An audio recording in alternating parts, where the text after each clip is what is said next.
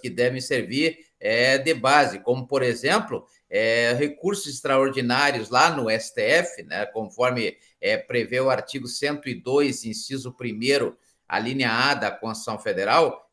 Nós temos aí, por exemplo, o recurso extraordinário 178.236, 178.236.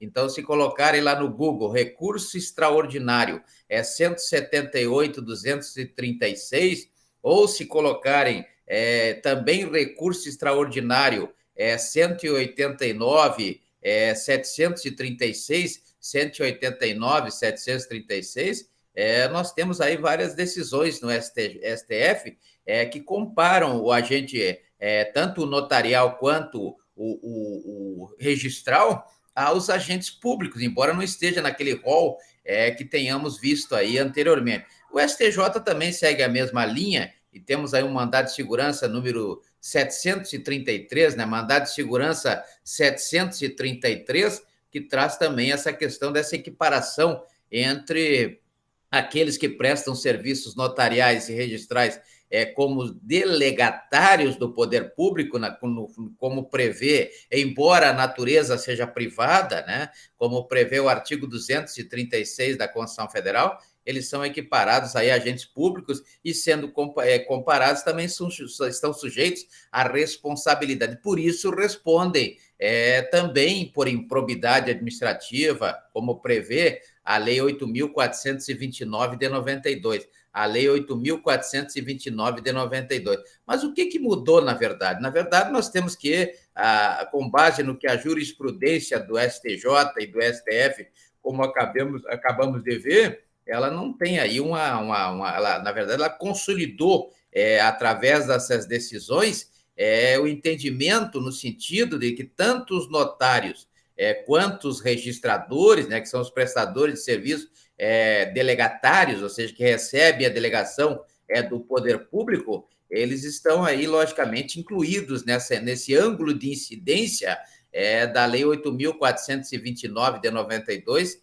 que é a improbidade administrativa. Então, eles estão aí, na verdade, eles abrangem o conceito amplo de agentes públicos, e com isso eles estão sujeitos, quando praticam atos administrativos que visam violar, ou seja, causar dano à administração pública genérica, né? Então, eles estão aí sujeitos também a sofrerem sanções, aquelas sanções previstas lá no artigo 37, parágrafo 4º da Constituição Federal, no artigo 27, parágrafo 3º, da Constituição do Estado do Acre. Logicamente que nós temos aí várias espécies de agentes, né?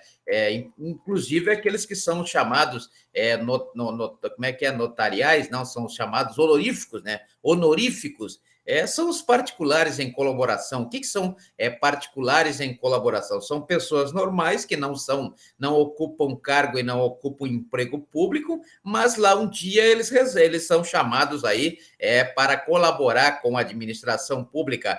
Por isso são chamados particulares em colaboração com a administração. Então, também são sujeitos aí. Então, veja que temos aí os notariais e os serviços, os registrais, como aqueles que colaboram também com a administração pública, né? Eles colaboram, então eles são chamados de honoríficos, porque o agente público, a ideia que se tem é de que está vinculado à administração pública, ou seja, por estar ocupando um cargo público, ou por estar ocupando uma função pública, que é o caso dos particulares em colaboração, ou se não estar ocupando um emprego público, ou ainda estar ocupando um mandato público, né? Então, nós temos essas 4 condições, 4 requisitos para que uma pessoa possa, então, ser considerada como agente público, né? Então, o agente público ele está vinculado à administração pública por estar ocupando um cargo público, por estar ocupando uma função pública,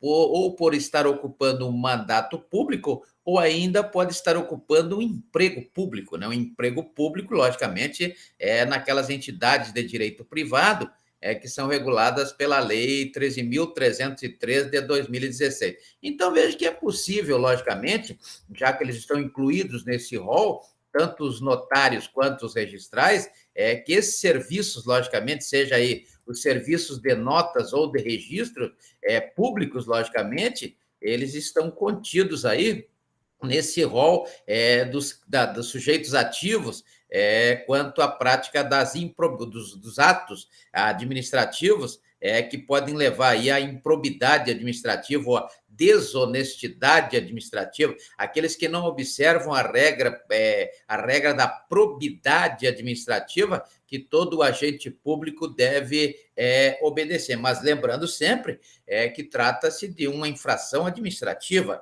portanto, as sanções são administrativas e quem vai aplicar essas sanções são exatamente as autoridades administrativas. Então, não é um cível, não é uma infração cível, não é uma infração criminal, é uma infração administrativa. E o que mudou, na verdade, de terça-feira para cá? Logicamente que, tendo em vista a natureza jurídica peculiar, né? A natureza jurídica é peculiar, ou seja, que diz respeito, é pertinente a esses dois tipos de prestações de serviço, que são logicamente essenciais, né? Eles são considerados essenciais, logicamente que são aí as duas formas do qual aquela delegação do poder público, tanto aos notários quanto aos registrais,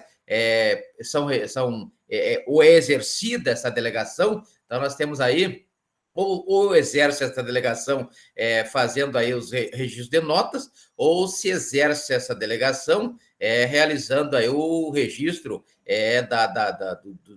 dos emolumentos lá, ou seja, de todos aqueles atos, né, atos administrativos. Emolumentos o que se paga por esse serviço, é a contrapartida desse serviço, como prevê a Lei 10.169, e aqui no estado do Acre a Lei 1508, né? Ou 1805 de 2006, né? Ou 1805 de 2006. Eu não sei se eu estou bem certo, não, mas logicamente que é 1805 de 2006. Então, vejo que essa delegação, na verdade, ela se dá em dois sentidos, ou para prestar serviço como notarial ou para prestar serviço como registral. Então, os notariais e os registradores, não é verdade? Então, vejo que ambos os tipos de prestadores de serviço, eles se encontram sujeitos, ou seja, passivamente sujeitos, de imediato, logicamente, naqueles que compõem a sujeição ativa na prática da infração administrativa, que são aqueles agentes públicos, conforme prevê o artigo 2º da Lei 8.429 de 92. Artigo 2º da Lei 8.429 de 92. Portanto, eles podem ser enquadrados também como sujeitos ativos da improbidade administrativa, ou sujeitos à improbidade administrativa, toda vez que eles agirem aí de forma improba, né? Improba, ou seja, desonesta. Então, vejo que pode, logicamente, verificar a intensa aplicação desse princípio, né? O princípio da moralidade, que é o princípio mais atingido toda vez que um agente público comete um ato de improbidade administrativa, ele está violando aí, primeiramente, o princípio da moralidade administrativa, tanto na atividade notarial quanto na atividade registral, né? Então, é bom que se diga que a condição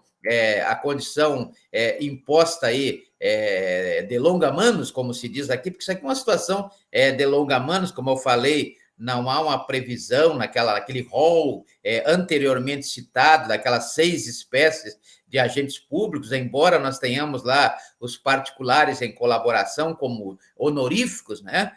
Longa-manos significa que é uma interpretação extensiva, uma extensão maior do que aparentemente então, em análise longa-manos, logicamente levando em consideração a própria configuração do Estado, dependendo aí da organização político-administrativa, tanto os notários quanto os registradores, como eles atuam em colaboração com o Estado, a colaboração com o Estado é exatamente como atuam tanto os notários, embora eles necessitem da delegação do poder público nos termos do artigo 236 da Constituição Federal. Então, é por intermédio desta delegação que eles têm obrigação aí também de zelar pela atividade, ou seja, pela prestação de serviço de forma honesta